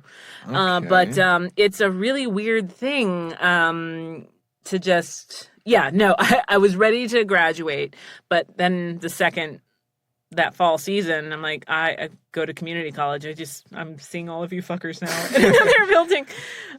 That's the thing, where I'm from, we have like a big community college. So like, you know, a lot of people go there, and I had a lot of friends go there, and I didn't. So I don't know. That's me sounding. I'm not a good person. I'm like, I'm going to cartoon college. And I'm like, yeah, you would, you fucking loser. Where did you go? You went to like cliche 90s high school? Loser. Probably in my mind. And it's probably like meeting the Robinsons and walking through the hall. Everyone's like, hey, Steve. And I'm like, oh, God, no one gets I don't like the way you said Steve. Yeah. You don't know me. Mm-hmm. You don't know my life. I don't know. I went to your typical public high school, so same. I went to one in Arlington, which I found out. My friend Emmanuel was like, "Did you know that we went to high school with Todrick Hall?" I'm like, "Is that why Todrick looks so familiar?" Holy shit, we did go to high school with Todrick Hall for a hot minute. That's funny. Like, so people are like, "Oh yeah, nobody ever makes it." I'm like, Todrick Hall went to fucking Sam Houston High School, at least for a millisecond, like. People you just don't know. But you I know I got bothered a lot for being full figured, and also for being half Mexican. Mm-hmm. It's that whole thing about like well, yeah, you don't look Mexican. I'm like, I don't look what your idea of Mexican is, but it's that whole thing about growing up. But on top of all that, it's like hey, are you gay? I'm like, if I was gay, like, would that matter? They're like, I don't know. Are you? I need to know if I can. Because you have to tell us if you are. It's the law. It's entrapment. Oh no, the pink police are gonna come get me. And like, stop it. That would be me as a lesbian. Yes, you got me. Take me away. Bring out the fuzzy cuffs. I don't know. I can't say I had it as hard, but when you're someone the size of me, which is like too tall. How tall are you? 6'4". Tall enough. That's what he says. No, 6'4". When I was like hunting for dudes at clubs, I'm like, I need a fucker that I could see from here. that I can see from my 5'10" level. That's why I'm great in groups because I could find everybody. There she is. I was like, oh no, they went ahead. Did they get lost? I'm like, no, they're 5 people ahead. I got my eyes trained on them. Don't worry. No, I think being me is like just being tall and not being a self-confident jerk. Is you are a fucking target. I will say that. Yeah. As soon as people find out you're nice and kind of don't get confrontational, yeah, it is. It's rough. It's selective memory. I found out, like, talking to other people, like, yeah, you were really mean to this person. I'm like, was I? Like, yeah. Oh, the steal the thunder, like, bully for bully bullshit. Yeah, like, oh, shit. Does anyone know what happened to that dude? Maybe I could, like, run into him. They're like, oh, yeah, I know, he moved away. He's not on anything. I'm like, fuck. That happened to me one time. I was a jerk to somebody, and I think I even, like, physically, like, hit them or something. Like, not, like, punch, but, like, kind of just, like, pushed them, like, on the chest, and it was, like, loud. And and I think I even like kind of just mocked, you know, their choices and their lifestyle. Maybe not to their face, but like to other people that were telling me you were a shitty kid. We were all shitty kids. Shitty kid, didn't know any better. People could fucking grow and learn. But I think I went to a pharmacy one time and he was working at the counter and I was just like nice to him and he like I could tell he was so fucking weirded out by me. I think because I was just saying like, hey, how's it going? Thank you so much. Have a good one. But I bet he was also felt insulted because I bet he thought like, yeah, you were. You don't even know. Yeah, you were. No, I knew who he was, oh, okay. But he was like, you were a huge dick to me, and now you're just like acting like everything's cool. So like, if he was like mad at me too, I'm like, I don't blame him. There's squashing stuff there that actually happened my freshman year of high school. Okay, it's like that. Okay, let's remember. I was a drama dork, but there was a Renaissance day, and so a lot of us dressed like Renaissance characters throughout the day. Yes, it was very much like, if you can't tell, I'm in theater. And we weren't going to dress out that day for PE, so I was just chilling on the basketball court in my fucking Ren Fair outfit. And this dude put a sign on my back. I never read it, but I saw like a friend, like Quinn was like, there's something on your back. Like, oh God. And I remembered that dude. Cut to our senior year. We're doing something called the senior auction ceremony, like where for charity and to raise funds for our prom. We just kind of like the more popular seniors just kind of like auction themselves off to like be like escorted around by a student for a day. It's super fucking weird. Luckily my friend Grady bought me. God, it's such a weird thing to say. But your property. As we're in line, like this dude's trying to talk to me and he's like, oh hey Terri, what's going on? And I went, don't fucking talk to me. And a cheerleader went, why are you being so shitty to I'm like, doesn't fucking remember me, but I fucking remember him. And he's like, what are you talking about? I actually explained it. He's like, I don't remember you. I'm like, yeah, maybe that's even makes it even shittier that you don't remember that, like, I went home, like, in fucking tears, man, as you posted a fucking sign on my back. He's like, I don't remember doing that. And I'm like, I do. I do. And it was like, call Quinn. She's like in her like third year of college right now. Like call her right now because she can give you a play-by-play. Like, which I would be shocked if she had. It's funny. But this whole thing, it reminds me of a character in another film by that we talked about, where God, I can't forget the actor's name, but his whole thing was he was bullied by this one guy, and then when he doesn't remember him, he just finds it even more insulting. Yeah. And then, of course, it eventually turns out he or like an even like stupider reference, like Tatum's brought it up before, like Street Fighter, where he's like, like for me that was Tuesday, like oh my God. Say it all the time. That's another thing you and I have we haven't dipped into is Raul Julia references. Raul Julia, he's so beautiful, such a cool dude. Yeah, I know. I wish I were him. Well, not currently because he's dead, but I wish I were dead. I just thought I'd casually mention that I've lost a little bit. That's how I could say I wish I was dead, and then people worried about me. It's like, I wish I were Raul and Julie. I'm like, oh, Steve. And they're like, wait a second. Just keep bringing up, I wish I was the dog in Old Yeller. Like, at the end. Like, didn't the dog Didn't she die? Like, she did. Honestly, to give more credit to Tatum, because he fucking needs it, I guess. Because I remember, I think it's something he mentioned on that anime show. It was just like, he kind of like learned, he's like, oh, hey, yeah, I guess I was like a shitty kid sometimes back in the day, so I kind of deserved to, had it lay on me, Like, I mean, well, that's the thing, like, especially writing and narrating other people's books. I really like working on indie author stuff. I still love traditional publishing, but there's a freedom to the indie stuff. Obviously, I've learned, but and you have too. You've done some self-publishing yourself. A little bit. It's it's funny because this this movie always just it always makes you it puts me back in my headspace when I was in college when I thought, like comics, this is the way to go. And I did a webcomic, and I've still left it open for me to come back to it. And I liked it. Thank you. I think there's still a story for me to tell in there, and I mean, all fiction is autobiographical, but no, there's a lot. Well, yeah, you have to pull, like, in order for it to be real, you do have to pull, but like nobody, like nobody's forcing you to do that. It's like you have that itch to do it.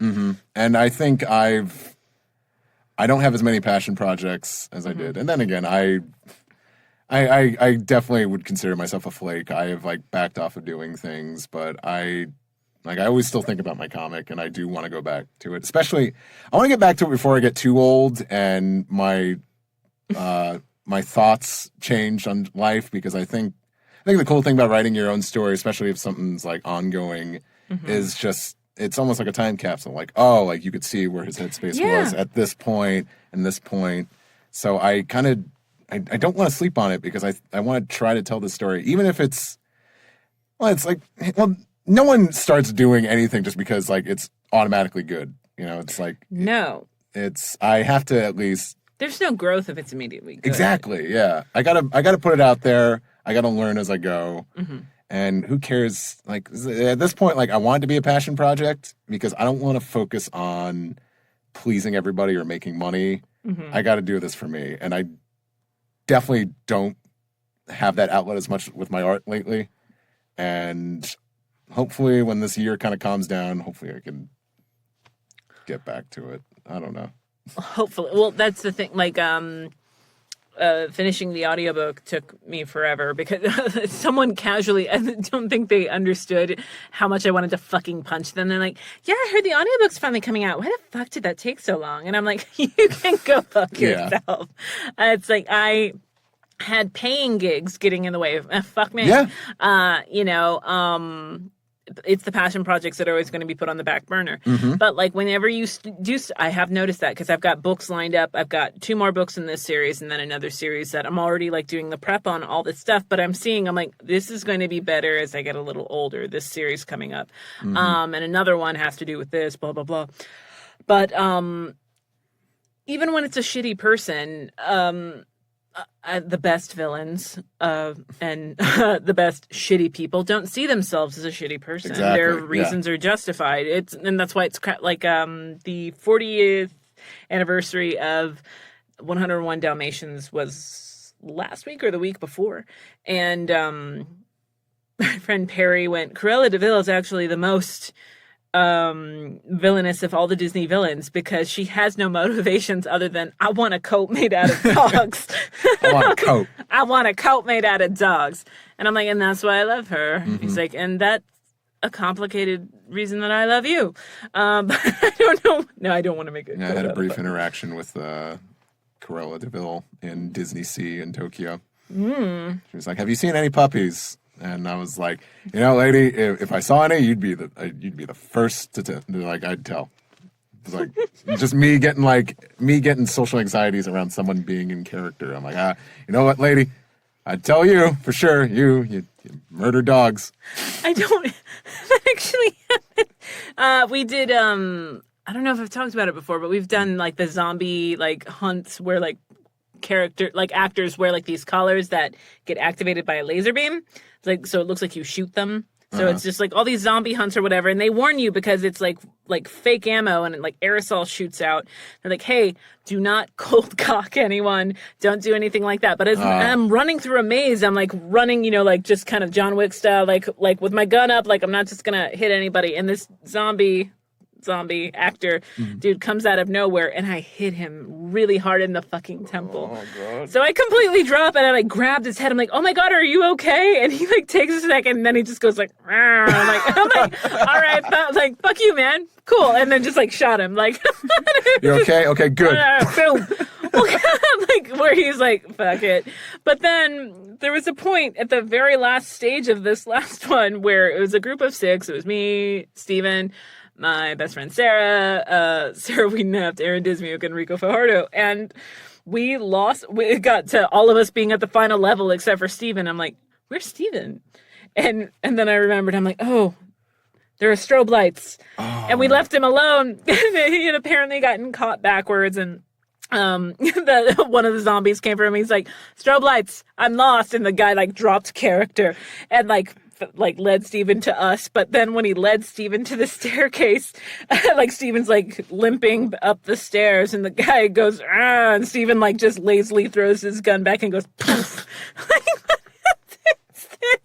I just love the commitment to character. It's just like, all right, I'm taking care of this man and back in character. It's zombie. I almost thought you were gonna lead me to like, oh, thank you so much for helping me here. It's like, you're welcome. And then when your group just pulls out their gun and shoots them. I would watch that film like, no, he's a good zombie. God damn it. It's funny, like those haunted mazes and stuff. I like love those. I think I'm now starting to become like a horror movie fan and casual, but like I could sit through a horror movie now, enjoy it. Like what was one of my friends, a movie he absolutely loved, and he was like, please watch this with me. Oh God. I'm Who's in it? Idiot. It was like a bunch of nobodies. It's a new director. It was their first film. It was with it's a mom. A mom goes crazy. Babadook. Oh, no, Babadook. Not Babadook. That was good though. Hereditary. A bunch of nobodies. Toni Collette's in there. I'm sorry. I don't know. No, sorry. I retract that. I'm sorry. I said nobodies. That could be very offensive. Like Hereditary. You know, not the feel-good movie of the year. But that is not the movie you want to sit down with your mom and watch. No, but it was a fucking trip though. I'll watch a horror movie now, and instead of just being like, oh wow, like it's so scary, I'm more like, wow, good on them for directing, like for this scene, for getting that angle or stuff like that. Like that spooked me. Yeah, like I'm finding this new appreciation for horror now because I can understand the enjoyment being scared, but also it's weird because I think my empathy gets in the way of not wanting to see people get murdered. I don't know if I watch Or is that basic human decency? I don't really watch them to get scared. I love watching the effects. And that's why like I'm a little more old school, like the 80s, 90s stuff and early 2000s. But there's been some great things where it's almost like a pushback where they're starting to use a little more practical. And I understand the like moving to digital. It's just cheaper. Yeah. But I love watching the technical stuff and what they did, especially like the old Nightmare on Elm Street movies. Like they did this on like fucking pennies. Like that's insane. But sound like the science teacher in Stranger Things. That is me. Yeah. That is me.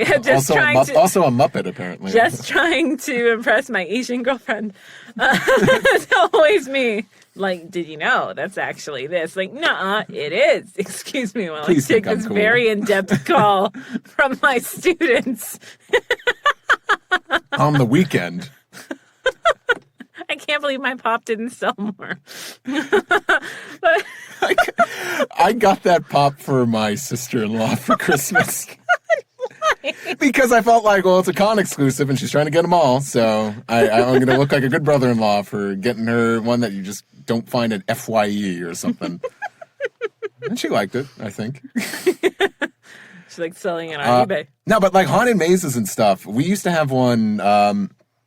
I live, there's a winery right down the road from me, and it's They say it's America's oldest winery, but it's America's oldest winery because it was one of the ones that didn't get shut down during Prohibition. Like, they kept it open through something else, you know. But they used to do the haunted cellar, where they would just do, you know, all this, basically like a horror maze, but you'd go through, like, these old wine cellars that would deck out and all that stuff. And it was terrifying. And, like, my dad and I just went on a whim. I don't know why. We was like, you want to check this out? Sure. And I got out of it, and I thought it was so fucking awesome.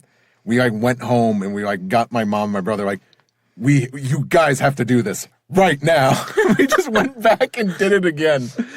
And I love those. Do you do the escape room things? I haven't done too many escape rooms. Like, I haven't done any, like, horror escape rooms, but... I haven't done any, and I don't know if I will. Like, I mean, just gonna watch the horror movie escape room. Horror movie. Oh, I don't even know about what's that. But I don't know. This is coming from someone who had, you know, her wedding reception at a fucking haunted house. But they just owed us money. That's why. It's like, oh, it's so cool that you did that. I'm like, sure. I saved a ton of money. I saved a fuckload of money. My mother being like, why did you choose this? I'm like, because I paid for it. And I'm a director at Funimation. I don't make a lot of money. I made the $100, but yeah, it's fun, but I just don't. It's so funny to having done sound design. It's so funny to be walking through a haunt that, like, you ran and people are, like, scared. I'm like, I'm trying to test the speakers. Save your shit for someone who's paying to come in here. Like, don't do that. All right, Kyle, knock it off. Or walking through and then, like, coming back. I'm like, hey, can you talk to the girl in the nursery room? She was a little too intense and she actually did touch me, so you need to remind her. Like, I'm being that narc. The horror narc. You're the secret shopper of haunted mazes. Okay, you didn't greet me when I came in. All right. My name's Tabitha, and I'm taking over this haunted house. The last kind of haunted thing I got to do, because it's weird being out in LA, like Universal has, like, their shit or whatever. Universal, like 31 nights. Yeah, whatever. But I was in New Hampshire. I was doing a small con there. Oh, I wasn't even, like, and Tatum was a guest there. But, I wasn't even tabling at that con. It was just, it happened to, my job ended, and I was going back east anyway to do New York Comic Con, and this con was the week after, so I thought, yeah, I'll stick around, and I'll just drive up there and surprise them, hang out. And that, since it's, like, October, they always have, like, this big haunted... Like, I don't know what the vague term for haunted mazes are, because, like, not everything was a haunted maze. Like, right, like, I'm even saying haunted house, but it was a zombie theme. Yeah. Like, just horror... Halloween themed. Like, that area, it's just like, it's in the middle of freaking nowhere, and they just have, like, this big field, and they just have all these different mazes, and, like, there's, like, a haunted house one, there's, like, a junkyard one, there's a clown house one, and then there's, like, the haunted hayride too. And macabre amusement. There you go. And thankfully, like, you know, I got in, I was able to go with some, like, the con guests and do all that stuff with them, and it was, like, some of the best shit I ever seen. So much, I love the great ones. The bad ones are equally. Yeah, that's the thing. Like, it's like the bad ones could be awesome, but, like, these were actually, like, these were legit good. Like, so good. I remember being on the haunted hayride, and was it like Matt Mercer was there too, and he's huge now. Like, I mean, he was big back then. Like, even then, I remember. Steven had to actually message him and, like, hey, someone's selling a drawing of your face, and he's like, our lives are weird. Well, I remember Matt Mercer, going all the way back with, like, Anime Fans Give Back, when we did that stream, we had him on as a guest, and by then he only had like a few roles to his name, at least that were, like, on website stuff that was easily accessible, and now he's like fucking D&D. He's like, you can't say D&D without him in, like, same breath, pretty much. Like, so many people know about so humble, Role. So chill. Yeah, no, incredibly nice guy. Yeah, but he could not say, he was like, you know, like, we did this haunted hayride. He's like, hey, I go to the one in Universal, and, like, that doesn't compare to this shit. I think he was just so blown away by, like, something like in bumblefuck middle of New Hampshire could pull all the stops on this. It's New England. Come on. Yeah. Like, they do their haunted. Well, I say, there was one, I think because Steven and I bonded over horror films and all that, I think people have this idea that, like, people sometimes give me all these books on like serial killers. They're like, oh yeah, no, did you check? I'm like, I'm actually not into this stuff. I don't like watching. I don't really like glorifying what this person did to these very real people. Yeah. Like when it's an inspiration of this character, that's something different. Right? Mm-hmm. But like that new Bundy movie that came out, they're like, I'm probably never gonna watch that. I don't care about that. Although I've heard nothing but great things about those performances. It's like I just don't want to. But so they're like this con in Vermont did this great thing where they knew that they were flying us out on Halloween. I'm like, Halloween's a big deal to us. And they made it up to us, like, we flew out the day. It was so funny to see, like, airport people, like, dressed as, like, really sad cats and stuff like that. Yeah, I've experienced that, too.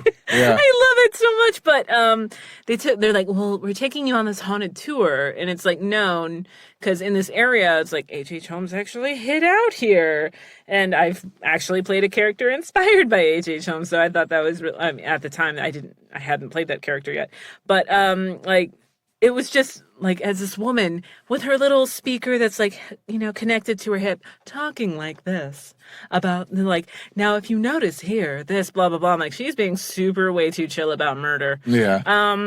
It said that 5 of his victims and blah, blah, blah. And Stephen's like, this ain't it. This is not what we thought it was. But then there are things where it's just like, oh, it's whatever. Chill. Like, holy shit, this is great.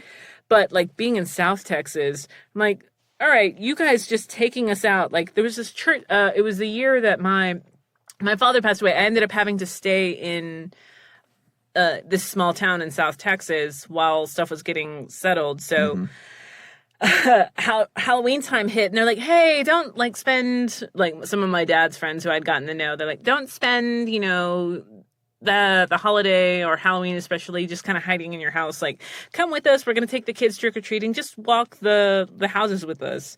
And so I did, and they're like, all right, now we're all going to go to the church for the haunted hayride. I'm like, the church is haunted. Well, it wasn't haunted, it was just really funny to just see this like very heavily like religious iconic building and just see all these like people dressed as ghouls and you know, sexy nurses. This woman smoked marijuana. Ooh. Behold the ravages of age. Excellent reference there.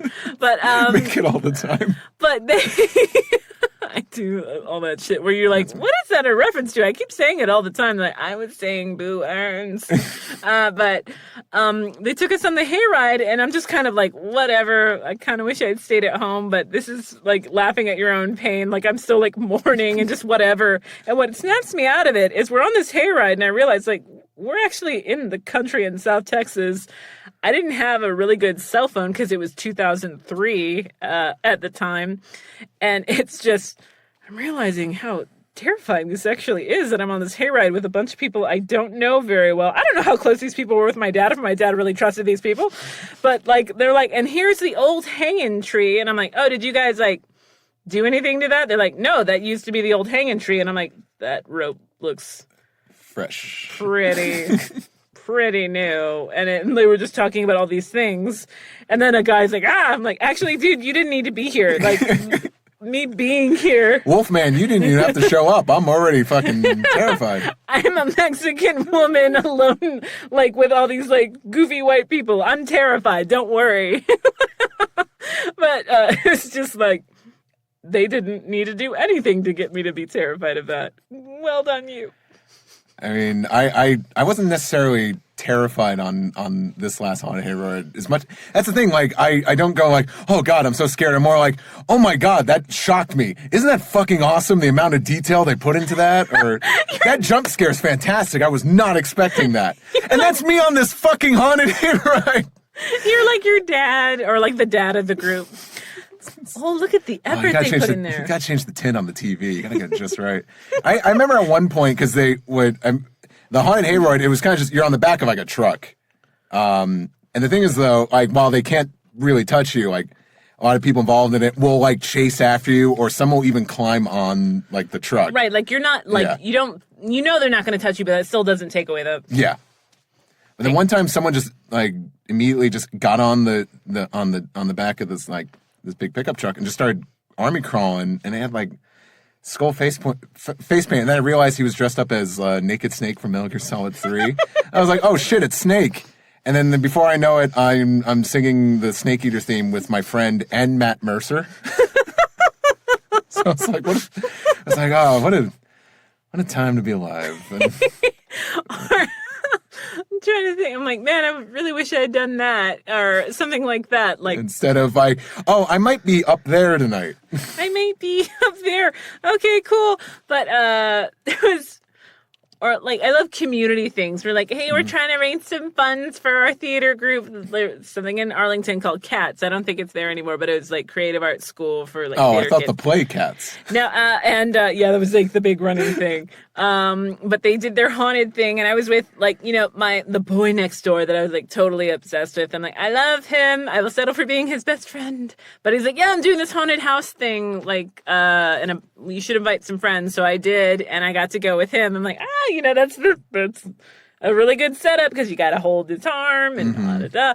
But they ask you your name. They asked us our names, and I had brought my friends Carrie and Deborah too. So Carrie and Deborah went first, and then they're like, your names. And we're like, Terri. And they got their wires crossed at some point. So the whole thing, they kept calling us Carrie and Deborah.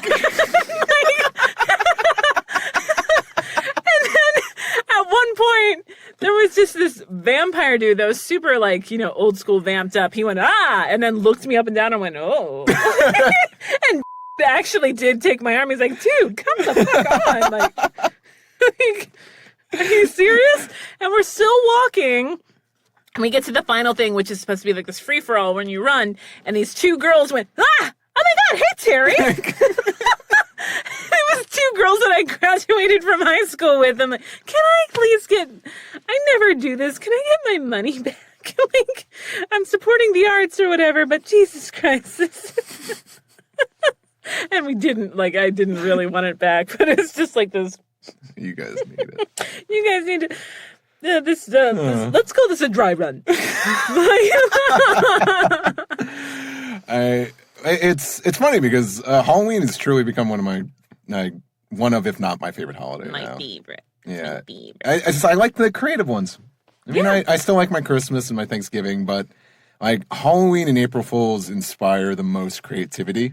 You do April Fools? Not well. I mean, the one thing I did this year, and I wanted to be way more elaborate, but I did what I could in a time crunch. I just did an entire podcast dedicated to Sanji.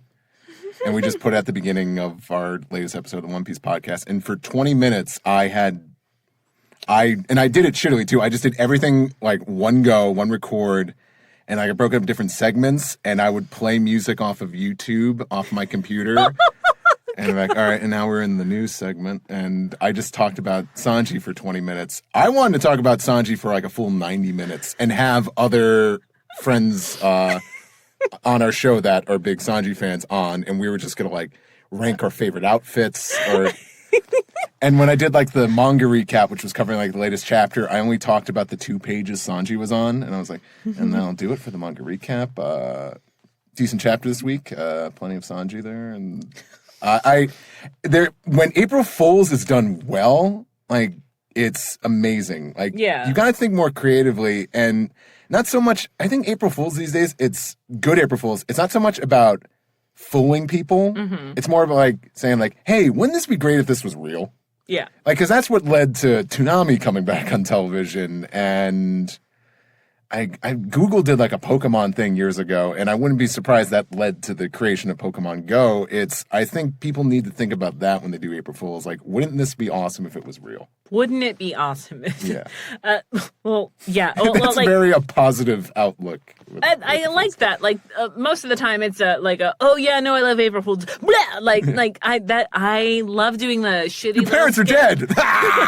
You overdid it. You overcorrect.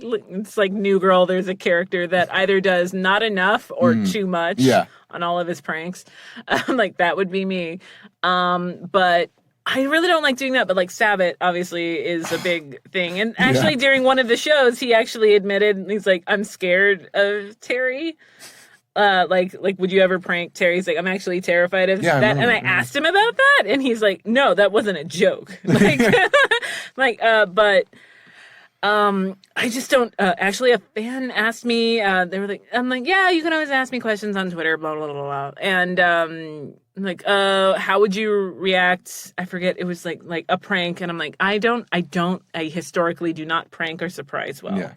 I'm like, not to tell you too much about my life, but if someone like hops out, I'm like, danger punch, danger punch, and oh my gosh. Danger punch. We're at the credits. What's a danger punch? It's when you punch someone when you think you're in danger. Like blah and blah. It's that guy. It's the video of the person popping out of the garbage can and the guy socks him and pulls back in. Or what was it? I did that once. I went to Screams, which is a big thing in the Dallas-Fort Worth area. And it was me, Steven, Tia Ballard, and Mike McFarland. And Tia had never been to something like that, so I ran ahead, like you do. Got to a corner and went, blah. And Tia immediately was like, fight stance, boom punch. And she went, no! Like that is, hands off! I don't know, you stay away from my purse. That's my purse! That's my purse! But that's immediately what it was. And she's like, I did not like that. And she's just this like chick that's at least 6 inches shorter than me. At that point, she's like, yeah, oh my god, yeah, fisticuffs. Like, you want to fight about it? That kind of So, danger punch. We hit the credits. I know. So I guess this is kind of like we have to start like summing up feelings or thoughts. I don't know what we learned today. Do we? Like, do you want to do that for your show? So I learned to be a better friend today. And I didn't. I'm always a good friend. I've never done anything wrong ever. Nope. That's everything I remembered is as is, and yeah, it's pretty cool that I forgot California. I forgot the. Oh yeah, it is. It's pretty cool.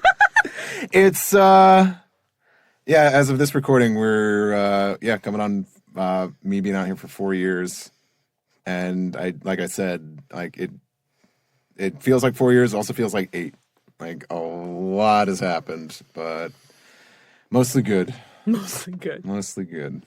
And it's nice that you're out here for a change because Steven's been out here so much. So I know. And big thanks to Okratron West for letting us record here. Hopefully we'll get to pull more LA peeps, and not just actors, although I do love my actors. Good actors. Love my good actors. They're all good. But it's and watching this movie again. I don't know if we've never watched it together. No. I did watch this fairly recently, though. I think another reason why I thought about this movie was because I had a friend hanging out with me during the holidays when I was back in New York. And I was just trying to find something on to play that we could talk about. Or just something like, I could throw on so we could just watch or whatever while we hang out. Mm-hmm.